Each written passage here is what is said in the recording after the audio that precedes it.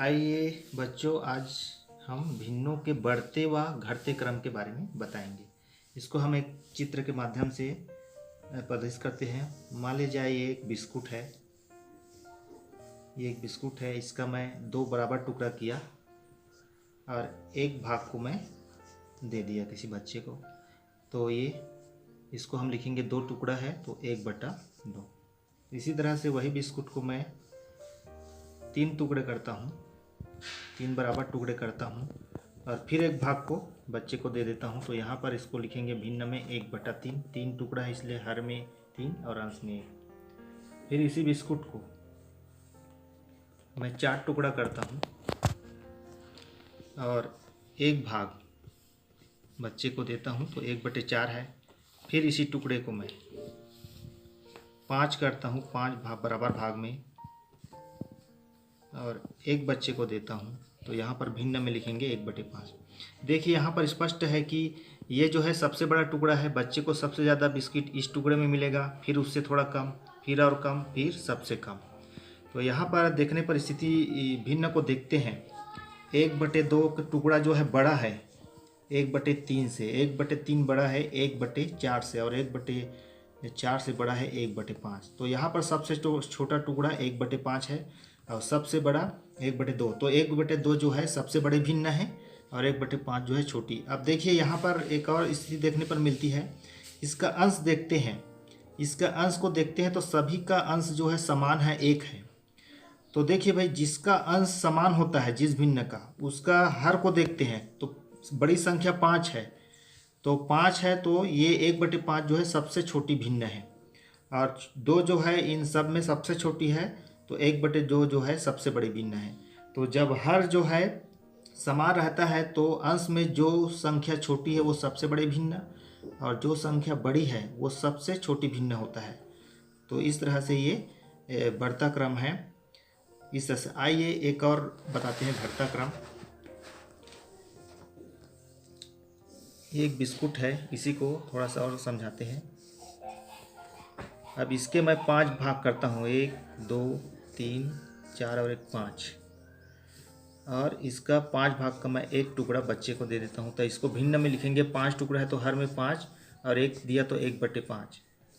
फिर इसी को मैं 5 बराबर टुकड़े में बांटता हूँ, 2 3 4 5 और एक भाग, इसका जो है 2 भाग मैं बच्चे को देता हूँ। तो 2/5 हुआ ही, क्योंकि 5 टुकड़ा है 2 भाग। फिर इसी का 5 बराबर टुकड़ा करता हूँ और 3 भाग मैं बच्चे को देता हूँ। तो यहाँ पर हुआ ये 5 टुकड़ा है तो हर में 5 और 3 टुकड़ा दिया तो 3/5 हुआ। फिर इसी को 5 बराबर, इस बिस्कुट को मैं 5 बराबर भागों में विभक्त करता हूँ और इसका 4 टुकड़ा मैं बच्चे को देता हूँ। तो ये हो गया 4/5। तो देखिए यहाँ पर किस बच्चे को सबसे ज़्यादा बिस्किट का टुकड़ा मिला। तो यहाँ पर चित्र से देखने स्पष्ट है, तो नीचे जो है सबसे ज़्यादा उसको मिला, यानी 4/5 जो है सबसे बड़ी है। और यहाँ पर जो 1/5 है जो सबसे छोटा टुकड़ा है, तो 1/5 यहाँ पर छोटी है। इसी को ऐसा लिखते हैं, 1/5 छोटी है 2/5 से, 2/5 छोटी है 3/5 से, 3/5 छोटी है 4/5 से। तो इस तरह से 4/5 सबसे बड़ी है और यहाँ पर 1/5 सबसे छोटी है। यहाँ पर एक देखने योग्य है कि इसका जो है हर जो है समान है, सभी में 5 है। तो देखिए जिसका हर समान है उसका 1 2 3 में 1 जो है छोटी है तो ये सबसे छोटी हो गई और 4 जो है बड़ी है तो ये सबसे बड़ी हो गई। तो इससे स्पष्ट है कि यदि किसी भिन्नों के हर समान है तो जो संख्या ऊपर में बड़ी है वो बड़ी भिन्न हो जाएगी और छोटी है तो छोटी भिन्न हो जाएगी। तो इस तरह से 2 स्थिति बनती है, एक है अंश समान होता है तो, और एक हर समान होता है तो इससे आसानी से बच्चे जो है समझ जाएंगे। धन्यवाद। चलिए एक तीसरी स्थिति और बनती है। मान लीजिए एक भिन्न दे दिया 2/3 दे दिया, 3/4 दे दिया और 4/5 दे दिया। जब ऐसा दिया है तो यहाँ पर देखते हैं ना तो यहाँ का अंश समान है न हर समान है। तो ऐसी स्थिति में हम कैसे जाने कि कौन सी बड़ी है और कौन सी छोटी है। तो ऐसी स्थिति में हम हर का 3 4 5, इसका हम लेंगे लघुत्तम समापवर्तक लेंगे। तो लघुत्तम समापवर्तक इसका ज्ञात करेंगे इस तरह से। पहले आपको बताया था लघुत्तम समापवर्तक ज्ञात करना, तो इस तरह से लेंगे। तो इन हरों का लघुत्तम समापवर्तक आया 2 × 2 × 3 × 5, तो ये हो गया 5 से 15, 15 30 दूनी 60, 60 आया। इनका लासा 60 आया। तो देखिए अब ये जो 2/3 है, 2/3 के ऊपर मैं 20 और 20 से गुना किया। 20 से क्यों किया? क्योंकि 3 से यदि 60 को भाग देते हैं, हर से 60 को भाग देते हैं तो 3 दूनी 6 और 3 शून्यम 0 ये आता है। तो ये 20 से हम भाग दिए तो ये हो गया 40/20,